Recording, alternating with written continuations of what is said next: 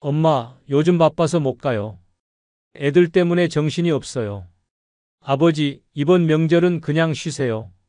저희끼리 보내야 해서요. 엄마, 돈 좀 보태주실 수 있죠? 이번 달에 너무 빠듯해서요. 이게 현실입니다. 피 한 방울 나눈 자식이지만 늙으면 부모는 그들의 삶에서 짐이 됩니다. 애써 키운 자식이 결국 제 가정만 챙기느라 부모는 뒷전으로 밀려납니다. 병들어 쓰러져도 달려오지 않고 눈물로 전화를 걸어도 차갑게 나중에라는 말만 남습니다. 한때 삶의 이유였던 자식이 어느새 남보다 더 냉정한 존재로 변합니다. 그래서 늙으면 자식도 결국 남이 된다는 잔혹한 진실을 받아들여야 합니다. 첫 번째, 늙으면 자식도 남이 되는 이유는 자식이 결국 자기 가정 챙기느라 부모는 뒷전으로 밀려나기 때문입니다. 이 사실을 뼈저리게 깨달은 사람들의 이야기는 듣는 이의 가슴을 서늘하게 만듭니다. 부모의 희생은 과거의 미담일 뿐 현재의 삶에서 자식에게는 더 이상 우선순위가 되지 못합니다.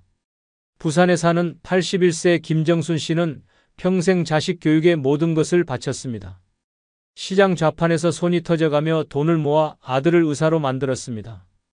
그러나 남편이 세상을 떠난 뒤 김 씨의 집은 차갑게 식어갔습니다.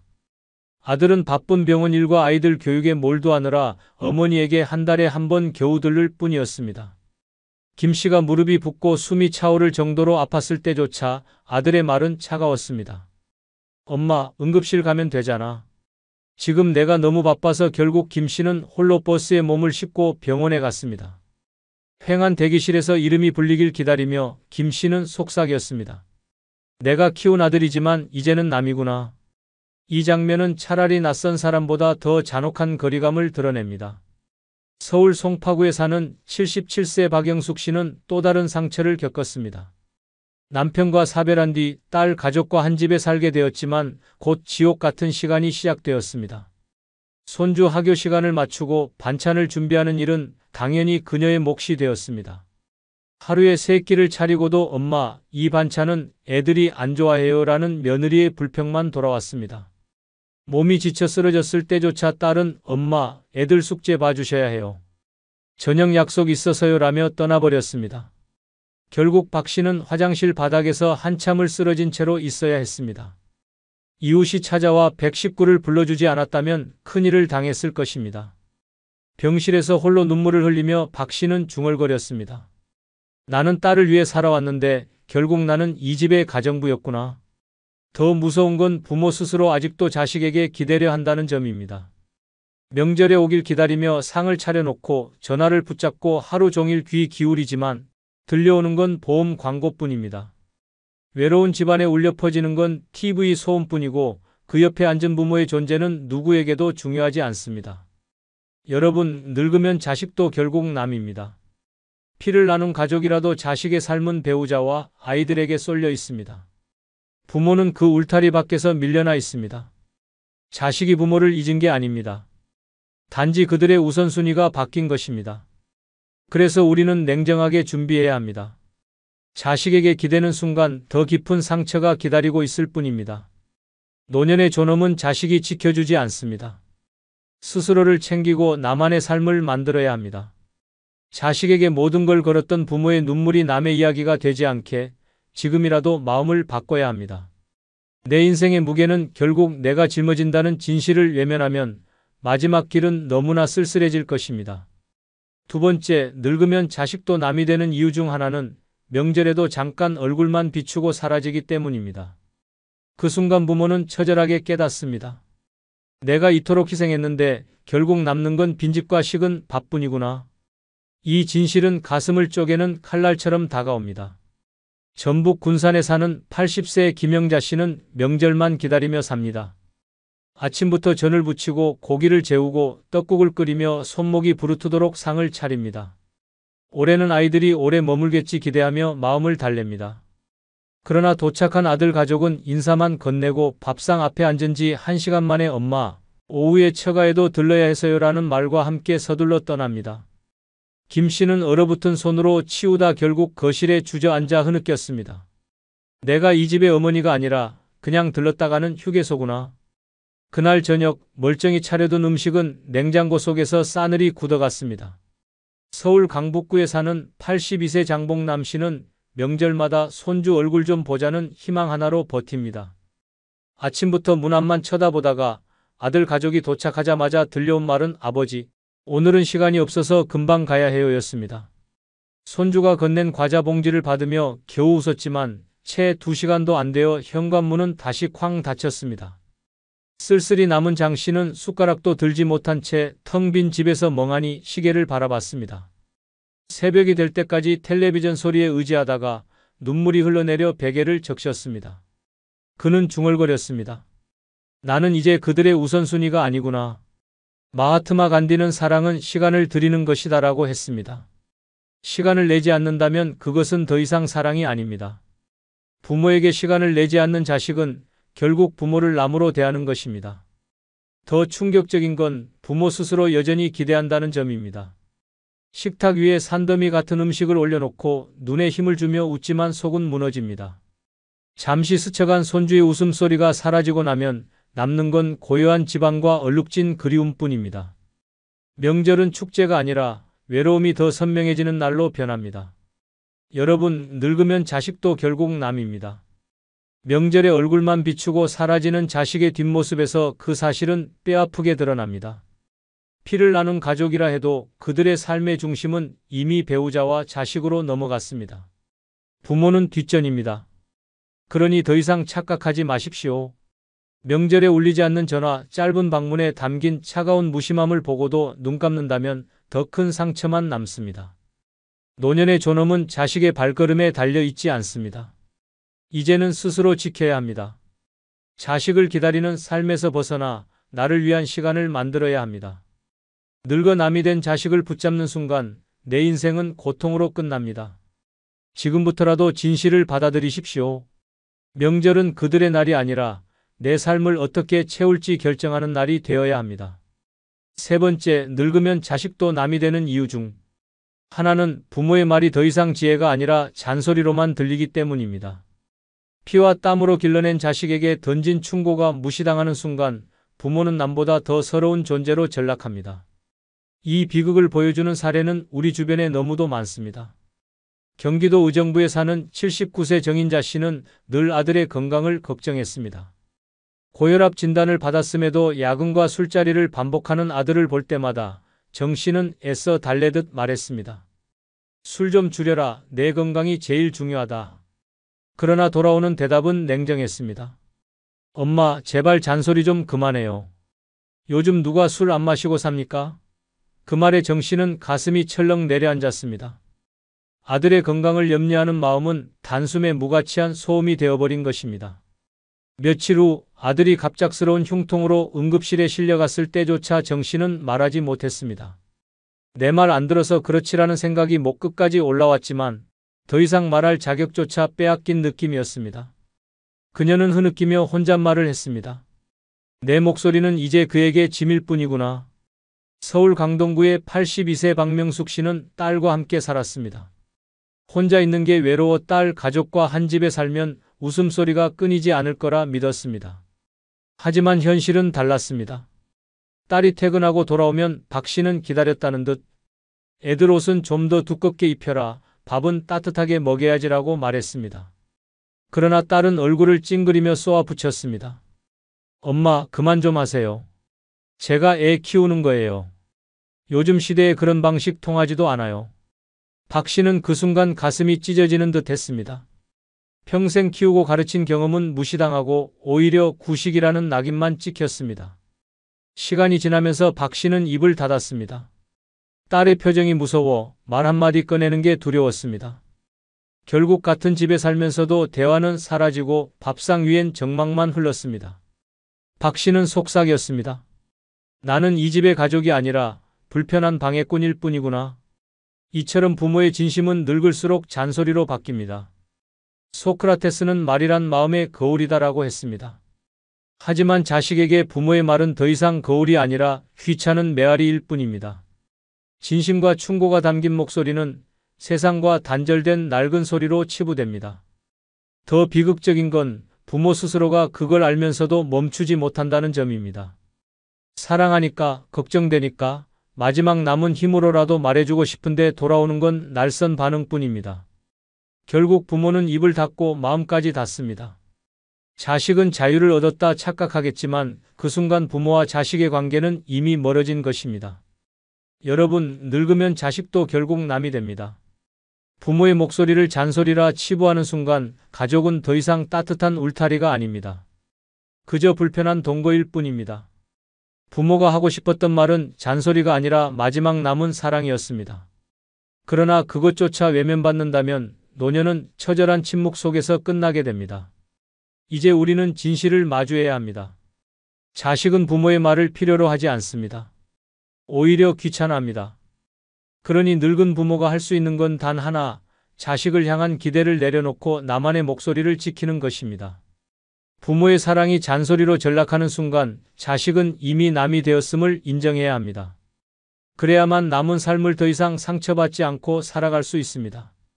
네 번째, 늙으면 자식도 남이 되는 이유 중 하나는 요양원. 문 앞에서 떠나가는 자식의 뒷모습이 부모의 마지막 기억이 될 수 있기 때문입니다. 그 순간은 칼날처럼 가슴을 찢고 평생 바친 사랑이 단숨에 무가치로 전락하는 처절한 장면입니다. 경기도 안양에 사는 84세 이순덕 씨는 치매가 진행되면서 요양원에 들어가게 되었습니다. 아들은 엄마 잠깐 계시면 저희가 자주 올게요 라며 손을 꼭 잡아주었습니다. 하지만 그 말은 공허한 약속이었습니다. 첫날은 눈물이 글썽한 채 손을 흔들며 돌아갔지만 두 번째 방문은 한 달 후, 세 번째는 석 달이 지나서였습니다. 그리고 점점 발걸음은 끊겼습니다. 요양원 창문에 매달려 아들을 기다리던 이순덕 씨는 멀리 차를 타고 떠나던 그 뒷모습을 끝내 마지막으로 기억했습니다. 그날 이후 누구를 기다리는 마음조차 꺼져버렸습니다. 결국 그녀는 간병인만 곁에 둔 채 조용히 세상을 떠났습니다. 아들이 도착했을 때는 이미 차가운 죽음이 되어 있었습니다. 남은 건 한 줌의 재와 조금만 더 자주 올 거리라는 자식의 후회뿐이었습니다. 전남 목포에 사는 86세 박철호 씨 역시 비슷한 고통을 겪었습니다. 그는 뇌졸중 후유증으로 거동이 불편해지자 요양원에 입소했습니다. 처음 며느리는 눈물을 보이며 아버님, 곧 다시 뵈러 올게요 라고 했습니다. 그러나 현실은 차가웠습니다. 명절에도 얼굴을 비춘 건 단 30분이었고 그나마도 아이들 학원 스케줄 때문에 서둘러 떠났습니다. 요양원 현관 앞에서 뒷모습만 남기고 사라지는 자식들을 바라보며 박 씨는 중얼거렸습니다. 나는 이제 이 집의 손님이구나. 시간이 흐르자 그는 면회가 끊긴 날을 달력에 표시하는 게 습관이 되었습니다. 빨간 동그라미가 점점 줄어들고 결국 달력은 새까맣게 비어갔습니다. 생의 마지막 순간 박 씨 곁에 있었던 건 자식이 아니라 간호사의 손길 뿐이었습니다. 이처럼 요양원 문 앞에서의 이별은 종종 마지막이 됩니다. 부모는 그 뒷모습을 평생의 상처로 안고 눈을 감습니다. 자식은 일이 바빠서 시간이 없어서라며 자기 삶을 핑계로 대지만 사실 부모를 뒷전으로 미룬 것뿐입니다. 철학자 쇼펜하우어는 인간은 철저히 자기 자신에게만 충실하다라고 했습니다. 부모에게 자식은 전부지만 자식에게 부모는 자기 삶의 방해물이 될 수 있다는 잔혹한 진실이 드러나는 순간입니다. 자식은 부모에게 시간을 내지 않습니다. 요양원에 잠깐 들러 눈물 섞인 미소만 남기고 떠나는 뒷모습은 더 이상 사랑이 아닙니다. 그것은 체면을 지키기 위한 방문일 뿐 진심 어린 헌신이 아닙니다. 부모는 그 뒷모습을 보며 다시는 돌아오지 않을 수도 있다는 두려움에 사무치지만 자식은 이미 돌아서서 자기 세계로 향합니다. 여러분, 늙으면 자식도 결국 남입니다. 요양원 문 앞에서 떠나는 자식의 뒷모습이 마지막 장면이 될 수 있음을 우리는 잊지 말아야 합니다. 부모가 평생을 바쳐 남긴 건 결국 눈물뿐이라는 이 냉혹한 현실을 마주해야 합니다. 부모의 마지막은 자식의 품이 아니라 차갑게 닫힌 요양원 문 안에서 끝나기 쉽습니다. 그러니 착각하지 마십시오. 자식은 끝까지 함께하지 않습니다. 남은 생을 당당하게 살기 위해선 자식의 발걸음을 붙잡지 말고 나만의 삶을 준비해야 합니다. 그렇지 않으면 내 눈에 마지막으로 남을 건 차갑게 멀어져 가는 자식의 뒷모습일 뿐입니다. 다섯 번째, 늙으면 자식도 남이 되는 이유 중 하나는 결혼 후엔 배우자, 눈치 보느라 부모를 외면하기 때문입니다. 피를 나눈 자식이라 믿었지만 배우자의 한마디가 부모의 평생 희생보다 무겁게 작용하는 순간 부모는 낯선 손님으로 밀려납니다. 이 참혹한 현실을 보여주는 사례는 수없이 많습니다.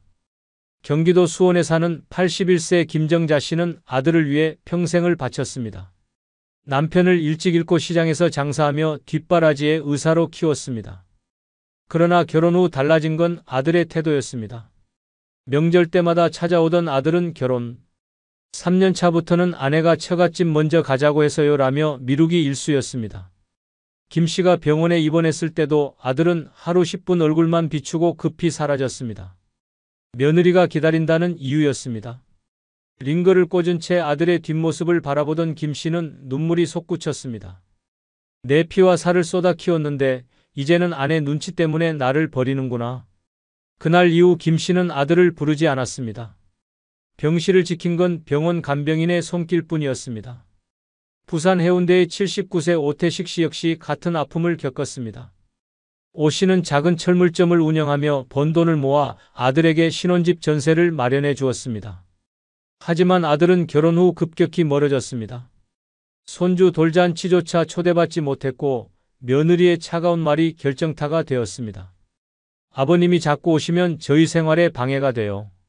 그 말을 옆에서 듣던 아들은 아무 말도 하지 않았습니다. 침묵이 곧 동의였습니다. 오 씨는 홀로 집으로 돌아오며 땅을 치듯 통곡했습니다. 내가 그렇게 키운 아들이 이제는 남편이자 아버지라는 이유로 내 편이 아니구나. 이후 그는 마을 경로당에서만 하루를 버티며 아들 집 근처를 일부러 피했습니다. 아들의 얼굴을 마주하는 게 더 고통이었기 때문입니다. 공자는 부모를 섬김의 공경이 우선이다라고 말했습니다. 그러나 현실의 자식들은 배우자의 눈치를 보느라 그 공경을 버립니다. 결혼 후 자식에게 부모는 삶의 중심이 아닙니다. 배우자와 아이가 1순위이고 부모는 언제든 뒷순위로 밀려납니다. 더 잔인한 건 부모 스스로 이 사실을 알면서도 자식을 기다린다는 점입니다. 전화를 걸어도 지금 아내랑 얘기 중이라라며 서둘러 끊고 집에 찾아와도 배우자의 눈치를 살피며 오래 머물지 않습니다. 부모의 집은 이제 편안한 고향이 아니라 배우자가 싫어하는 낯선 공간으로 변해버린 것입니다. 여러분, 늙으면 자식도 결국 남입니다. 결혼한 순간부터 자식의 삶은 배우자의 색깔로 물듭니다. 부모는 더 이상 절대적인 존재가 아닙니다. 배우자의 눈치를 보느라 부모를 외면하는 그 순간 부모와 자식 사이는 이미 남보다 더 멀어진 관계로 전락합니다. 부모의 희생이 아무리 컸어도 자식은 배우자의 눈빛 한 번에 등을 돌릴 수 있습니다. 그러니 우리는 착각해서는 안 됩니다. 자식에게 기대며 살려는 순간 더 큰 상처가 기다립니다. 노년의 존엄은 자식이 아니라 나 자신이 지켜야 합니다. 자식이 배우자에게 충성하듯 우리는 이제 나 자신에게 충실해야 합니다. 그것만이 남은 생을 당당하게 지키는 길입니다. 6번째, 늙으면 자식도 남이 되는 이유 중 하나는 부모의 희생을 당연한 것으로 여기기 때문입니다. 부모가 목숨 걸고 바친 세월은 자식의 눈에선 빛나는 헌신이 아니라 마땅한 의무로 변해버립니다. 이 잔인한 착각이 부모의 가슴을 가장 깊이 찌릅니다. 대구 달서구에 사는 82세 장영자 씨는 평생 식당 허드레질을 하며 번 돈으로 세 자녀를 대학에 보냈습니다.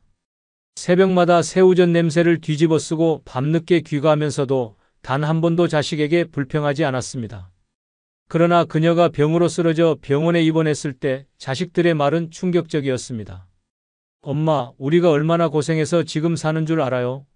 엄마는 그때 당연히 우리 키워야 했잖아요. 장 씨는 눈을 감고 흐느꼈습니다. 평생을 바친 헌신이 고마움이 아니라 당연한 의무였다는 사실에 그 순간 자식이 남보다도 더 낯설게 느껴졌습니다. 결국 퇴원 후 그녀는 자식 집이 아닌 작은 원룸에서 혼자 살게 되었습니다. 그 외로움은 죽음보다 차가웠습니다. 전북 전주의 79세 이철수 씨는 건설 현장에서 허리가 휘도록 일하며 아들 집을 장만해 주었습니다. 땀에 젖은 도시락을 들고 하루하루를 버텼던 이유는 내 자식은 힘들지 않게 살게 하리라는 다짐 때문이었습니다. 그러나 은퇴 후 생활비가 부족해 아들에게 도움을 청했을 때 돌아온 대답은 가혹했습니다. 아버지가 집 사준 건 그때 당연한 거예요. 그게 부모 역할이잖아요.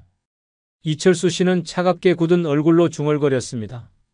내가 흘린 피와 땀이 다 당연한 거였다니 이후 그는 자식에게 더는 기대하지 않았습니다. 손주 돌잔치에도 불려가지 못했고 결국 쓸쓸히 경로당에서 하루하루를 버텨야 했습니다. 공자는 부모의 은혜는 하늘과 같아 갚을 수 없다고 말했습니다. 하지만 현대의 자식들은 그 은혜를 하늘이 아닌 공기처럼 여깁니다. 있으면 당연하고 없어도 불평하는 존재로 취급합니다. 마더 테레사는 사랑의 반대말은 증오가 아니라 무관심이다라고 했습니다. 바로 그 무관심이 부모의 희생을 당연한 것으로 만들고 결국 부모를 나무로 만드는 비극의 시작입니다. 더 무서운 건 부모 스스로도 이 현실을 알고 있다는 점입니다. 자식에게 희생을 당연히 제공하며 자신이 남은 생을 고통으로 마무리한다는 걸 알면서도 멈추지 못합니다.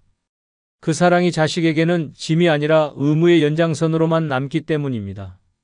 결국 부모는 자신이 쏟은 모든 노력이 고마움이 아닌 기대치로만 돌아온다는 걸 늦게 깨닫습니다. 여러분, 늙으면 자식도 결국 남입니다. 부모의 희생은 그들에게 특별하지 않습니다. 당연히 해야 할 일로 치부되는 순간 부모는 더 이상 존경의 대상이 아니라 의무를 다한 뒤 버려져도 되는 존재가 됩니다. 그러니 착각하지 마십시오. 내가 흘린 눈물과 땀이 자식에게 영원히 기억될 것이라 믿는 건 환상입니다. 자식은 부모의 희생 위에 서 있지만 그 희생을 감사로 기억하지 않습니다. 당연함으로 외면할 뿐입니다. 늙은 부모가 지켜야 할 건 자식의 인정이 아니라 스스로의 존엄입니다. 희생을 내 인생의 결말로 남기지 말고 남은 생만큼은 나 자신에게 충실해야 합니다. 그렇지 않으면 내 삶의 마지막 장은 자식에게 당연이라는 말로 끝나버리고 말 것입니다. 가난은 노년의 가장 큰 병이다. 인도의 사상가 타고르가 남긴 이 말은 돈이 없을 때 노인이 얼마나 무력해지는지를 정확히 짚어냅니다. 독일 철학자 쇼펜하우어 역시 행복의 기초는 마음이 아니라 생활을 지탱할 돈이다라고 말했습니다. 결국 나이가 들수록 위로의 말이나 좋은 생각보다 당장 먹고 아프지 않게 살 수 있는 돈이 있어야만 삶이 유지된다는 냉혹한 진실을 전하는 것입니다. 젊을 때는 건강과 일, 가족 때문에 돈의 필요성을 잊고 지낼 수 있습니다. 그러나 늙으면 상황은 정반대가 됩니다. 병원비가 무서워 통증을 참아야 하고 배고파도 지갑을 열면 동전 몇 개밖에 나오지 않습니다. 돈이 없다는 사실 하나가 존엄을 무너뜨리고 자존심을 무너뜨리며 삶 전체를 흔들어 놓습니다. 오늘은 바로 돈 없는 노인의 비참한 하루 일상을 따라가 보겠습니다. 끝까지 보신다면 지금이라도 늦지 않게 내 삶을 지킬 방법을 찾을 수 있을 것입니다. 서울 금천구에 사는 김영호 씨는 올해 76입니다. 새벽 4시 눈을 떴지만 그것이 숙면에서 깨어난 게 아님을 본인 스스로 압니다. 잠든 시간보다 뒤척인 시간이 더 많았기 때문입니다. 오래된 전세방의 벽지는 눅눅한 곰팡이 냄새로 가득 차 있고 전기요금이 무서워 난방을 켜지 않은 방 안은 새벽 공기와 다를 바 없는 냉기에 휩싸여 있습니다. 김 씨는 늘 그렇듯 몸을 잔뜩 웅크린 채 덮고 있던 낡은 담요를 털어내며 기침을 내뱉습니다.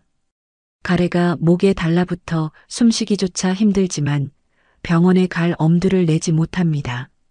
그는 예전에는 성실한 버스 운전기사였습니다. 30년 가까이 사람들을 실어 나르며 남부럽지 않게 살았던 시절이 있었습니다.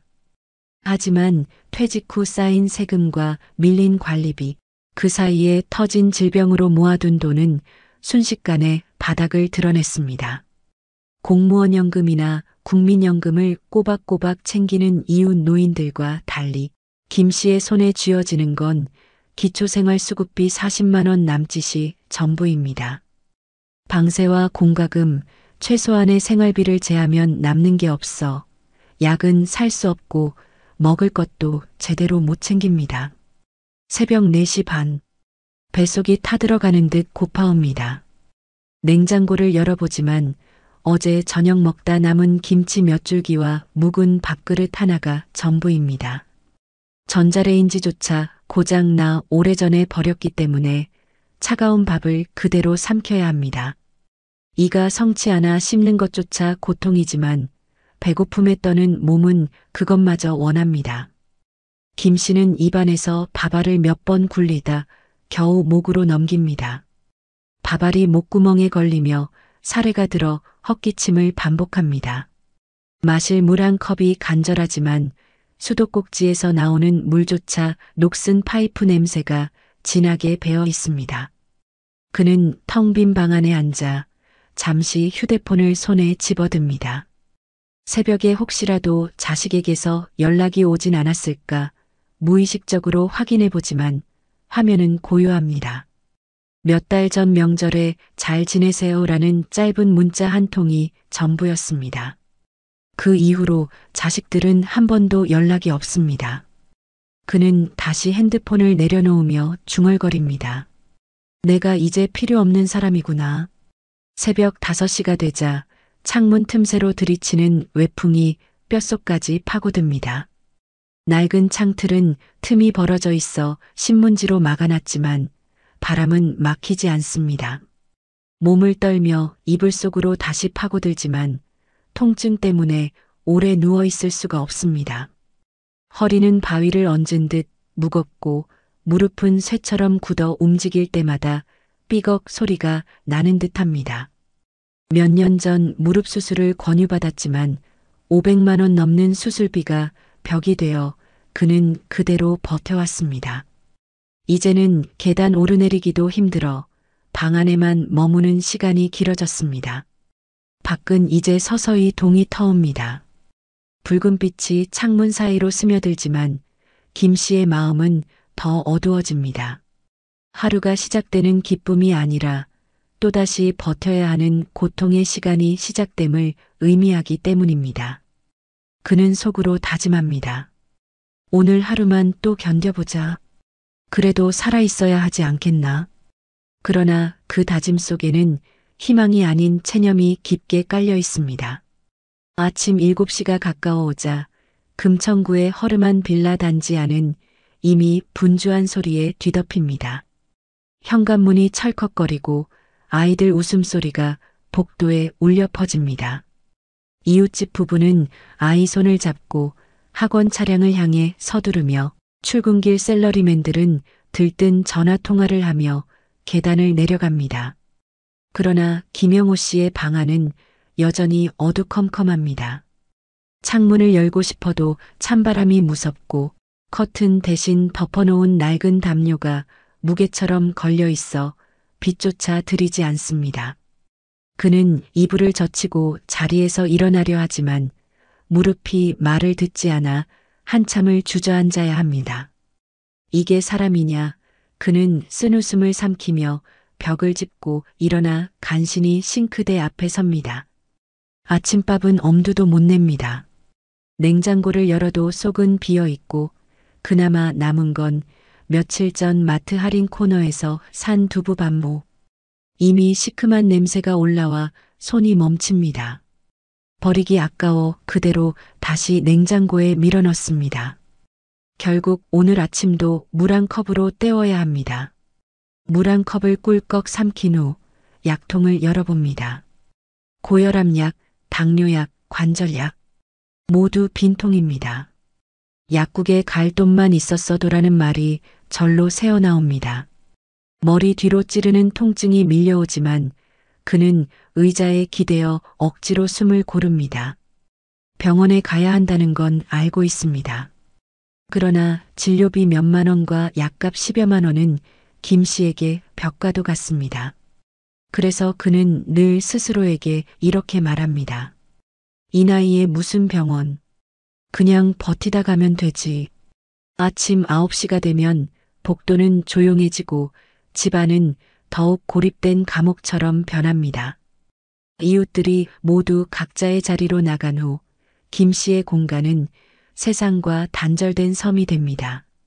텔레비전을 켜볼까 하다 전기요금 고지서가 떠올라 곧바로 리모컨을 내려놓습니다. 지난달에도 전기세가 밀려 단전 경고장이 붙었습니다. 그 종이를 본 순간 창피해서 며칠간 현관문을 열지도 못했습니다. 시간을 때우기 위해 창문 너머를 바라보지만 골목을 지나가는 택배 차량, 아파트 경비원의 호루라기 소리는 모두 먼 세상 이야기 같습니다. 그는 손에 쥔 낡은 휴대폰을 다시 켜봅니다. 혹시 자식에게 전화라도 해볼까 싶지만 화면에 뜬 이름을 바라보다가 곧 꺼버립니다. 바쁘다, 힘들다, 왜 자꾸 돈 얘기하느냐라는 대답이 돌아올 게 뻔하기 때문입니다. 몇 번이고 도움을 청했다가 돌아온 건 미묘한 짜증과 피곤한 한숨뿐이었습니다. 그 기억이 그의 손가락을 멈추게 합니다. 10시 무렵 허기를 참지 못해 집 앞 구멍가게에 들러볼까 고민합니다. 그러나 주머니를 뒤져보니 1,000원짜리 한 장과 동전 몇 개가 전부입니다. 라면 하나 사 먹을 수 있는 돈이지만 그는 망설입니다. 오늘 저녁은 무엇으로 버틸 것인가? 1,000원짜리 한 장은 그에게 단순한 지폐가 아니라 하루 전체를 버텨내야 하는 생명줄입니다. 결국 김 씨는 구멍가게 문 앞에서 발길을 돌립니다. 집에 돌아와 보니 벽에 걸린 시계 초침 소리만 방 안을 메웁니다. 그는 허공을 응시하다 문득 생각합니다. 내가 왜 이렇게 살아야 하지? 자신이 버스 운전대를 잡고 수십 년을 달리던 시절, 매일 아침 아이들을 학교 앞에 내려주고 직장인들을 태우며 하루를 시작하던 그 기억이 파도처럼 밀려옵니다. 그때는 똑같이 새벽을 맞아도 피곤함 속에 희망이 있었습니다. 그러나 지금은 배고픔과 고독 속에서 아무도 필요로 하지 않는 존재로 전락해 있습니다. 아침을 제대로 먹지 못한 채 몇 시간을 버티다 보니 시계가 어느덧 12시를 넘어갑니다. 뱃속은 텅 빈 북처럼 울리고 온몸이 힘이 빠져나갑니다. 김영호 씨는 결국 자리에서 일어나 지갑을 뒤적입니다. 낡은 지갑 안에는 구겨진 1,000원짜리 몇 장과 동전 몇 개. 이 돈으로는 마트에서 밥을 사 먹을 수는 없지만 동네 경로식당만은 겨우 다녀올 수 있습니다. 경로식당은 김 씨 같은 노인들이 자주 찾는 곳입니다. 무료이거나 1,000원에서 2,000원 정도만 내면 한 끼를 해결할 수 있습니다. 그러나 김 씨에게 그곳을 가는 일은 늘 쉽지 않습니다. 문턱을 넘는 순간부터 느껴지는 나는 스스로 먹을 힘조차 없는 사람이라는 자괴감 때문입니다. 오늘도 발걸음을 옮기면서 그는 괜히 주위를 두리번거립니다. 혹시 아는 사람이라도 만나면 창피할까봐 고개를 푹 숙입니다. 식당 문을 열자 이미 노인들이 길게 줄을 서 있습니다. 허름한 옷차림, 지팡이를 짚은 모습, 그리고 서로의 주름진 얼굴이 거울처럼 보입니다. 모두 똑같은 처지라지만 김 씨는 여전히 불편합니다. 내가 이렇게까지 살아야 하나 속으로 중얼거리며 조심스레 줄에 섭니다. 배고픔이 자존심을 눌러버린 순간입니다. 접시에 담긴 음식은 밥 한 공기와 국, 그리고 김치와 나물 몇 가지. 간혹 고기가 나온 날이면 모두가 눈치를 보며 조금이라도 더 얻으려 애씁니다. 오늘은 계란 프라이가 반찬으로 나왔습니다. 김 씨는 그것만으로도 큰 위안이 됩니다. 오랜만에 따뜻한 밥을 입에 넣으니 이가 시리면서도 속은 조금씩 풀립니다. 그는 밥알을 목구멍에 넘기며 생각합니다. 이게 어디냐, 오늘은 굶지 않았으니 다행이지. 하지만 식탁에 앉아 있으면 또 다른 고통이 스며듭니다. 옆자리 노인들이 하는 대화 속에선 대놓고 서러운 현실이 드러납니다. 내 아들은 한 번도 안 온다니까. 손주들은 얼굴도 모른다네. 병원 갈 돈도 없어 그냥 버티는 거지. 각자의 처지를 한탄하는 말들이 김 씨의 마음을 더욱 무겁게 짓누릅니다. 그는 괜히 고개를 숙이고 밥만 빨리 삼킵니다. 눈물이 나올까 봐서입니다. 한 끼를 마치고 식당을 나오면 배는 채워졌지만 가슴은 더 공허합니다.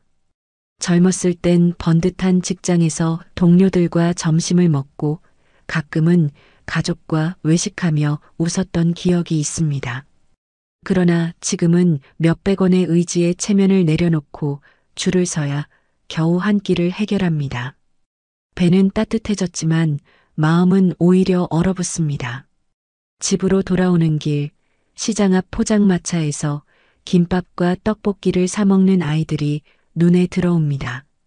아이들은 웃으며 서로의 음식을 나눠 먹는데 김 씨는 그 장면이 부러우면서도 마음이 쓰립니다.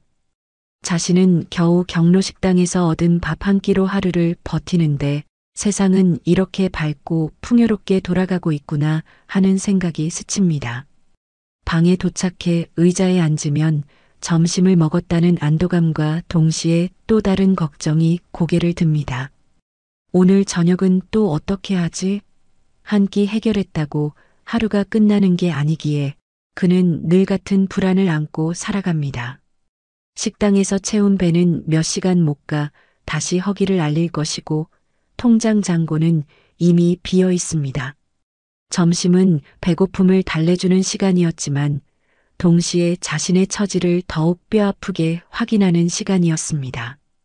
굶지는 않았지만 나는 남의 도움 없이는 한 끼도 해결 못하는 노인이라는 낙인이 선명하게 찍힌 순간이기도 합니다. 김영호 씨의 점심은 그렇게 씁쓸한 만족과 쓰라린 자존심 사이에서 마무리됩니다. 해가 기울고 저녁이 다가오면 김영호 씨의 방 안은 더욱 적막해집니다.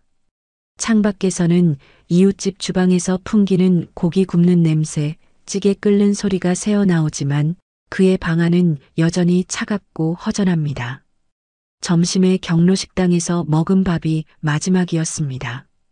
배는 아직 허전하지만 저녁은 아예 포기하는 날이 많습니다. 한 끼를 이미 해결했으니 오늘은 다행이라고 스스로를 달래는 겁니다. 그러나 속이 쓰리고 허기는 사라지지 않습니다.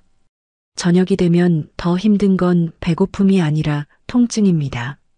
하루 종일 무릎을 붙잡고 버텼던 탓에 관절이 불에 댄 듯 욱신거리고 허리에서는 날카로운 통증이 몰려옵니다. 그는 벽에 등을 기댄 채 신음을 내뱉습니다. 병원에 가야 한다는 걸 모르는 게 아닙니다. 몇 년 전부터 의사는 무릎 수술을 권했지만 몇백만 원이 넘는 비용 앞에서 그는 아무 말도 하지 못했습니다. 지금은 진료비 몇만 원도 부담이라 동네 의원조차 찾지 못합니다. 방 구석 약통을 열어보면 텅 비어 있는 약봉지만 남아 있습니다. 고혈압 약도 당뇨약도 끊긴 지 오래입니다. 약국에 가려다 통장 잔액을 떠올리면 발걸음이 멈춰집니다. 그냥 버티다 죽으면 되지라는 체념이 습관처럼 떠오르지만 막상 가슴이 두근거리거나 어지럼증이 몰려오면 두려움이 밀려옵니다. 그러나 두려움은 곧 돈이 없으니 어쩔 수 없다는 냉혹한 현실에 눌려 사라집니다. 저녁 8시 무렵 텔레비전에서 건강보험 광고가 흘러나옵니다. 누구나 누릴 수 있는 평등한 의료 혜택.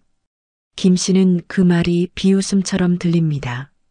서류를 챙겨 보건소를 찾아가 본 적도 있습니다. 그러나 기초생활수급비를 받는 처지에서도 약값 전부를 감당할 수 없다는 걸 확인하고는 그 길로 발길을 끊었습니다. 병원 대기실에서 느껴지는 사람들의 시선, 돈 없으면 어쩌려고 왔나라는 듯한 눈빛이 마음을 더욱 짓눌렀습니다. 그는 방 안에 앉아 무릎에 찜질팩을 올려봅니다. 이미 오래전에 전원이 나가버린 고장난 찜질팩을 손으로 주물러 대충 덮어보지만 시원찮은 위로일 뿐입니다. 통증은 사라지지 않고 오히려 심장은 쿵쾅거리며 불안감을 키웁니다. 갑자기 쓰러져도 발견해줄 사람 하나 없다는 생각이 머리를 스칩니다. 이웃과 왕래가 끊긴 지 오래라 혹시라도 사고가 나면 몇 날 며칠이 지나서야 발견될지도 모릅니다. 밖에서는 가족들이 함께 웃으며 저녁을 먹는 소리가 들려옵니다. 아이가 웃고 떠드는 소리, 술잔 부딪히는 소리. 모든 게 따뜻하고 활기찬 풍경일 텐데 김 씨의 방 안은 정반대의 세계입니다. 그는 식탁이 아닌 낡은 의자에 앉아 물 한 컵을 홀짝이며 그 물로 배고픔과 통증을 동시에 삼키려 애씁니다. 그러나 물맛은 쓴 약처럼 쓰라립니다. 밤 9시가 넘자 그는 스스로에게 속삭입니다. 오늘도 병원은 못 갔구나. 내일도 못 가겠지. 가난이란 단순히 밥을 굶게 하는 게 아니라 아픈 몸조차 치료받을 권리를 빼앗아갑니다. 아파도 병원에 갈 수 없는 현실, 그 무력감이 노인의 저녁을 더욱 비참하게 만듭니다. 그렇게 하루의 끝자락, 김영호 씨의 저녁은 배고픔과 고통, 그리고 체념이 어우러진 잔혹한 시간이 됩니다. 밤은 김영호 씨에게 가장 잔혹한 시간입니다. 낮 동안에는 최소한 이웃들의 발자국 소리, 공원의 아이들 웃음소리라도 들리지만 해가 지고 나면 방 안은 숨이 막히는 듯 고요해집니다. 깊은 정적 속에서 시계 초침 소리만이 방 안을 가르며 흘러갑니다. 몸은 지쳐 쓰러지듯 눕지만 통증 때문에 편히 누울 수도 없습니다. 무릎은 불에 댄 듯 욱신거리고 허리는 돌덩이를 얹은 듯 무겁습니다. 그는 한숨을 내쉬며 스스로에게 묻습니다. 내가 이렇게 살려고 평생 일만 했나? 눈을 감으면 과거가 떠오릅니다. 젊었을 때 그는 누구보다 성실하게 살았습니다. 새벽마다 버스 운전대를 잡고 밤늦게까지 사람들을 실어 날랐습니다. 퇴근 후에도 지친 몸을 이끌고 부업을 하며 가족을 먹여 살렸습니다. 하지만 그때 그는 노후를 위한 준비에는 눈길조차 주지 않았습니다. 애들만 잘 키우면 된다. 나야 뭐 대충 살다 가면 되지. 늘 그렇게 생각했습니다. 주위 사람들이 적금을 붓거나 작은 보험이라도 들어두는 모습을 보면서도 김 씨는 한사코 외면했습니다. 매달 몇만 원씩이라도 떼어놓으면 도움이 될 거란 걸 알면서도 눈앞에 생활비가 급하다는 이유로 늘 미뤘습니다. 나중에 여유가 생기면 준비하지 뭐라며 현실만 붙잡았던 것이 화근이었습니다. 그러나 그 나중은 끝내 오지 않았습니다. 그는 또 스스로를 혹사시켰습니다. 절약이 미덕이라 믿었고 자신을 위해 쓰는 건 사치라고 여겼습니다. 옷은 닳고 다른 작업복 한 벌로 버텼고 친구들과의 술자리도 거절했습니다. 여행은커녕 아이스크림 하나 제대로 사 먹은 기억도 드뭅니다. 그렇게 아끼고 또 아끼며 살았는데 정작 모아둔 건 없습니다. 생활비와 자식 뒷바라지에 다 흘려보냈기 때문입니다. 무엇보다 가슴을 찌르는 건 노후에 대한 계획 자체를 무시했다는 점입니다. 그는 늘 내 몸이 버티는 한 계속 일할 수 있다고 믿었습니다. 하지만 건강은 영원하지 않았습니다. 허리와 무릎이 무너지고 나니 아무 일도 할 수 없게 되었습니다. 이제 와서 생각하면 젊을 때 조금만 내 노후를 위해 떼어두었더라면 지금처럼 하루 세끼조차 불안해하지는 않았을 겁니다. 밤은 이런 후회를 더욱 선명하게 합니다. 경로식당에서 밥을 얻어먹을 때 느낀 자존심의 상처, 약국에서 약값을 계산하지 못하고 돌아섰던 순간의 굴욕, 이 모든 게 젊은 날의 무책임한 선택에서 비롯됐다는 사실을 인정하지 않을 수 없습니다. 그는 누웠다가도 벌떡 일어나 방 안을 서성입니다. 머릿속에서 질문이 꼬리를 물기 때문입니다. 내가 왜 그때 준비하지 않았을까? 왜 눈앞만 보며 살았을까? 왜 한 번도 내 노후를 진지하게 생각하지 않았을까? 답은 없습니다. 다만 밀려오는 후회와 자책만이 밤새도록 그의 가슴을 짓누릅니다. 자식들에게조차 손 벌리기 싫어 그는 더 괴롭습니다. 젊을 땐 자식들 공부시키느라 먹이고 입히느라 자신은 항상 뒤로 밀었습니다. 그런데 지금은 그 자식들에게 도움을 청할 자신조차 없습니다. 마음 한편에서는 억울하지만 또 한편에서는 내가 준비하지 못한 대가라는 생각이 그를 더 옥죄어 옵니다. 시계가 자정을 넘기자 김 씨는 창백한 얼굴로 중얼거립니다. 바보 같은 인생이었지. 돈은 다 흘려보내고 정작 내 노후 하나 챙기지 못했으니 이렇게 비참하게 사는 것도 다 내 탓이야. 그렇게 후회와 원망을 되뇌며 그는 또다시 잠 못 이루는 밤을 보냅니다. 이 영상을 보고 계신 분들도 아마 비슷한 생각을 하실 겁니다. 나는 준비가 충분한가? 혹시 나도 저런 상황에 놓이지 않을까? 늦었지만 지금이라도 노후를 지킬 방법은 분명히 있습니다. 젊을 때처럼 큰 돈을 모으는 건 어렵습니다. 그러나 작은 실천 하나가 남은 삶의 안전망이 될 수 있습니다. 첫째, 작은 돈이라도 비상금으로 따로 모으는 습관을 들여야 합니다. 하루에 1,000원, 2,000원이라도 따로 봉투에 모아두면 한 달이면 3만 원, 1년이면 36만 원이 됩니다. 당장 큰 돈처럼 보이지 않더라도 갑작스러운 병원비나 약값에 큰 도움이 될 수 있습니다. 중요한 건 금액이 아니라 나를 위한 돈을 따로 챙긴다는 마음가짐입니다. 둘째, 불필요한 지출을 끊고 생활비 구조를 단순하게 만드는 것입니다. 젊을 때는 사람들 눈치 보며 체면치레도 하고 필요 없는 모임에도 나갔지만 이제는 그럴 필요가 없습니다. 남들 밥 한 끼 대접하느라 내 주머니가 비는 순간 정작 내가 아플 때 쓸 돈이 사라집니다. 꼭 필요한 것 외에는 쓰지 않고 나를 위한 최소한의 생활비만 지켜내는 게 중요합니다. 셋째, 작은 부수입이라도 만들 수 있는 길을 찾는 것입니다. 나이가 들었어도 집에서 할 수 있는 일, 동네에서 가볍게 몸을 쓰는 일은 여전히 존재합니다. 글을 쓰거나 공예품을 만들어 판매하는 분들도 있고 재능을 살려 작은 강좌를 여는 분들도 있습니다.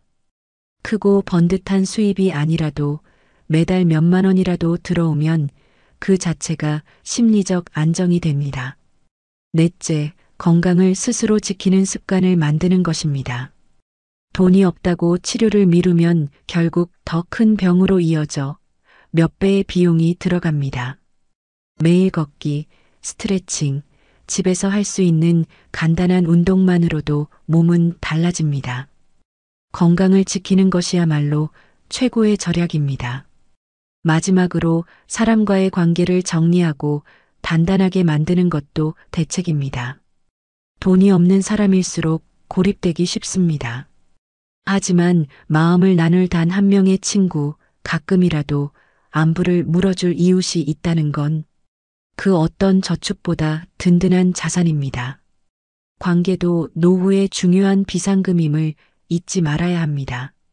시청자 여러분, 김영호 씨의 이야기는 누군가의 비극적인 현실일 수 있지만 동시에 우리 모두가 맞닥뜨릴 수 있는 경고이기도 합니다.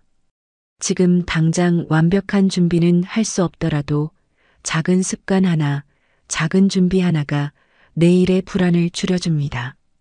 늦었다고 주저하지 마시고 오늘부터라도 나를 위한 작은 비상금을 쌓고 내 건강과 관계를 지켜내시길 바랍니다. 그것이 남은 인생을 지키는 가장 현실적인 방법입니다. 어머니, 이번 달 생활비는 괜찮으세요? 아버지, 병원은 다니고 계신 거죠? 할머니, 이번엔 그냥 오세요. 괜찮아요. 이런 말을 들을 때마다 속이 철렁 내려앉습니다. 노년에 돈이 없다는 건 단순히 지갑이 가벼운 문제가 아닙니다. 마음속 당당함이 무너지고 세상 앞에서 작아지는 순간이 쌓여가는 일입니다. 먹고 싶은 것도 가고 싶은 곳도 하고 싶은 말조차도 돈이라는 단어 앞에서 멈춰 서게 됩니다. 오늘은 그 숨막히는 현실의 민낯을 적나라하게 보여드리고 영상 후반에는 노년에 돈을 모으는 현실적인 방법까지 알려드리겠습니다. 구독, 좋아요, 알림 설정 누르시면 시작하겠습니다. 노년에 돈 없을 때 비참해지는 첫 번째 순간은 집안에 곰팡이가 생겨도 돈이 없어 해결하지 못하는 순간입니다. 비 오는 날이면 벽지가 부풀어 오르고 그 틈 사이로 까맣게 번져가는 곰팡이가 눈에 들어옵니다. 처음엔 걸레로 닦고 락스를 희석해 문질러도 봅니다. 하지만 곰팡이는 쉽게 사라지지 않습니다. 오히려 시간이 지날수록 벽지뿐 아니라 장판 및 천장 모서리까지 번져갑니다. 냄새는 눅눅하고 방 안 공기는 답답합니다. 그럼에도 섣불리 수리업체를 부를 수 없습니다. 견적만 수십만 원, 심하면 100만 원이 넘는 돈이 필요하다는 걸 알기 때문입니다. 인천 부평에 사는 박선희 씨는 남편과 사별한 뒤 20년 된 빌라에서 혼자 살고 있습니다. 몇 해 전 장마철에 창문 옆 벽에서 곰팡이가 피기 시작했습니다. 처음엔 청소기로 빨아내고 세제를 뿌려봤지만 다시 피어나는 속도가 더 빨랐습니다. 결국 벽지가 들뜨고 부스러지기 시작했지만 수리비가 80만 원이 넘는다는 말에 그냥 덮어두기로 했습니다. 손님이라도 오면 가구를 옮겨 곰팡이를 가렸습니다. 하지만 여름이 되면 곰팡이 냄새가 옷장 안까지 스며들어 외출할 때마다 옷에 곰팡내가 밴 건 아닌지 불안했습니다. 경남 창원에 사는 최상호 씨도 같은 고민을 안고 살았습니다. 오래된 단독주택에서 겨울을 보내고 난 뒤 봄이 오자 안방 벽 전체가 거뭇하게 변했습니다. 습기와 곰팡이가 뒤섞인 냄새 때문에 잠을 설치는 날이 많았지만 은퇴 후 생활비만으로 버티는 입장에서 도배와 단열 공사를 할 엄두가 나지 않았습니다. 한 번은 딸이 손주를 데리고 놀러 오겠다고 했지만 곰팡이 냄새가 심해 집이 좀 어수선하다며 거절했습니다. 손주가 오길 바랐지만 곰팡이 핀 벽 앞에서 웃을 자신이 없었습니다. 전북 군산에 사는 김정자 씨는 곰팡이와의 전쟁을 3년째 이어가고 있습니다. 비가 많이 오던 해 베란다 문틈으로 스며든 물이 거실 장판 밑까지 번졌습니다. 장판을 들춰보니 곰팡이가 이미 시커멓게 자리 잡고 있었습니다. 장판을 교체하려면 최소 50만 원이 든다는 이야기에 그냥 위에 덮개를 깔고 살았습니다. 하지만 곰팡이 냄새는 사라지지 않았습니다. 여름이면 더 심해져 머리가 아프고 기침이 잦아졌습니다. 병원에서 알레르기성 기관지염 진단을 받았지만 의사는 곰팡이 원인을 제거하지 않으면 약만으로는 소용없다고 했습니다. 정자 씨는 약을 먹으며 하루하루 버텼습니다. 이렇게 돈이 없으면 집안의 곰팡이는 단순한 미관 문제가 아니라 건강과 존엄을 위협하는 재앙이 됩니다. 곰팡이 냄새가 스며든 집에서는 친구를 초대할 수 없고 가족마저 부르기 꺼려집니다. 결국 사람과의 관계가 줄고 집안에서의 고립감이 깊어집니다. 벽에 번진 곰팡이를 볼 때마다 이 집이 내 인생의 얼굴 같다는 생각이 들고 마음마저 눅눅해집니다. 돈이 없다는 건 집을 고치지 못하는 불편함만이 아닙니다. 곰팡이처럼 삶에 서서히 번지는 자존심의 상처를 방치하는 일입니다. 단 한 번의 수리비를 마련하지 못해 매일 숨 쉴 때마다 불편함을 느끼고 사람을 피하고 결국 웃음을 잃게 됩니다. 노후에 진짜 필요한 건 번듯한 집이 아니라 곰팡이가 피어도 바로 고칠 수 있는 작은 경제적 여유입니다. 그 여유가 없다면 벽에 번진 곰팡이와 함께 마음속 행복까지 서서히 썩어갑니다. 노년에 돈 없을 때 비참해지는 두 번째 순간은 가장 싼 식재료만 고르며 장보는 순간입니다. 가게 문을 열고 들어서는 순간부터 머릿속 계산기가 미친 듯이 돌아갑니다. 오늘 한 끼를 해결할 예산은 고작 5천 원. 싱싱한 딸기나 잘 숙성된 한우는 아예 시야에서 지웁니다. 눈이 닿는 건 늘 같은 자리, 세일표가 붙은 채소 코너와 유통기한 하루 남은 반값 고기. 남들은 바구니에 연어, 치즈, 각종 반찬을 풍성하게 담는데 내 손은 시든 시금치 한 단, 찌그러진 달걀, 10일 라면으로만 채워집니다. 계산대 앞에서 결제 금액이 쑥쑥 오르면 심장이 조여듭니다. 이 중에 뭐 하나 내려놔야 하나라는 생각이 목구멍까지 차오릅니다. 경남 창원에 사는 김정순 씨는 남편이 세상을 떠난 뒤 기초연금과 알바비로 생활을 이어왔습니다. 월세와 관리비를 내고 나면 장을 볼 수 있는 돈은 15만 원 남짓. 한 달에 2번 마트에 가는 날은 정순 씨에게 잔인한 날이었습니다. 장바구니에 콩나물, 두부, 물을 담고도 손이 무겁습니다. 무게 때문이 아니라 마음이 무겁습니다. 한 번은 손주가 놀러 온다고 해 오랜만에 삼겹살을 사려고 고기 코너에 섰습니다. 하지만 백지 가격표를 보는 순간 발걸음이 얼어붙었습니다. 대신 1,800원짜리 닭봉을 들고 스스로 위로했습니다. 양념 잘하면 맛있게 먹을 거야. 손주가 와서 고기를 찾았지만 밥상 위엔 닭볶음과 콩나물국이 전부였습니다. 할머니, 고기 없어? 라는 순수한 질문에 정순 씨는 웃으며 다음에 사줄게라고 답했지만 부엌에 들어서자 눈물이 쏟아졌습니다. 그날 밤 냉장고 문을 열어보니 절반이 빈칸이었고 그 빈칸이 마치 자신의 노후를 비추는 거울 같았습니다.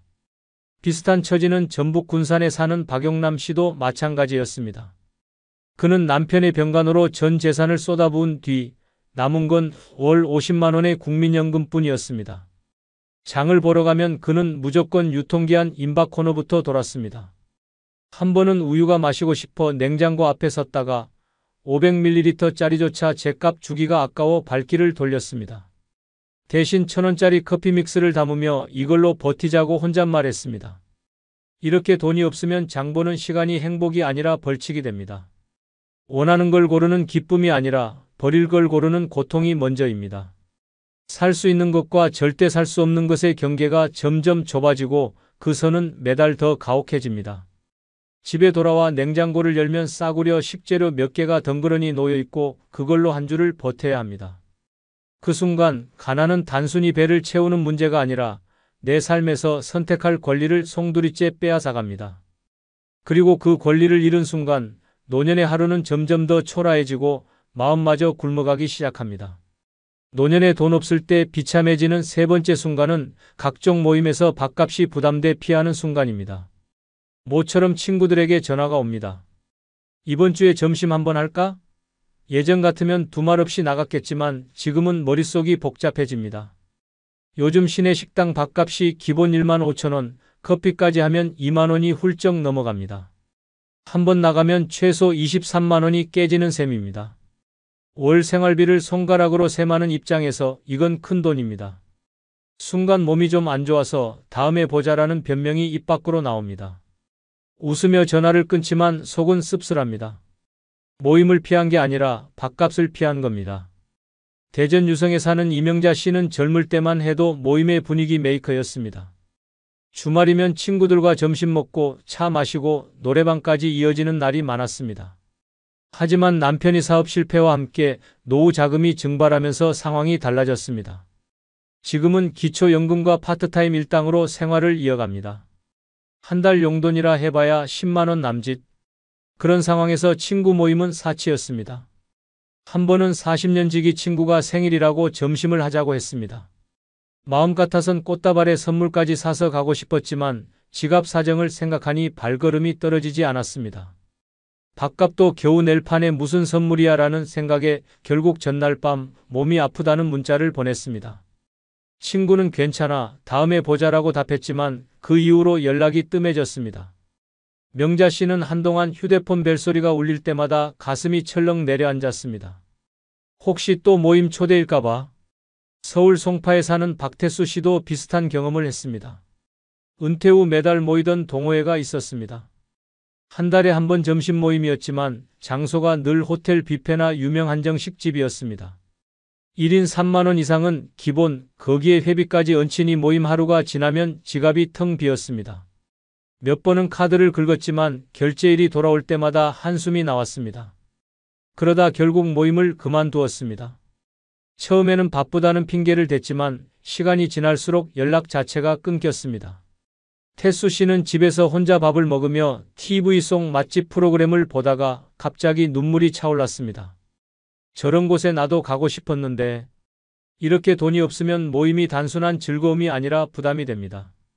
사람을 만나 웃고 떠드는 시간보다 계산대 앞에서 손이 떨리는 시간이 더 길어집니다. 결국 피하게 되고 피하다 보면 관계가 멀어집니다. 모임에서 빠지는 이유를 솔직히 말하기는 어렵습니다. 돈이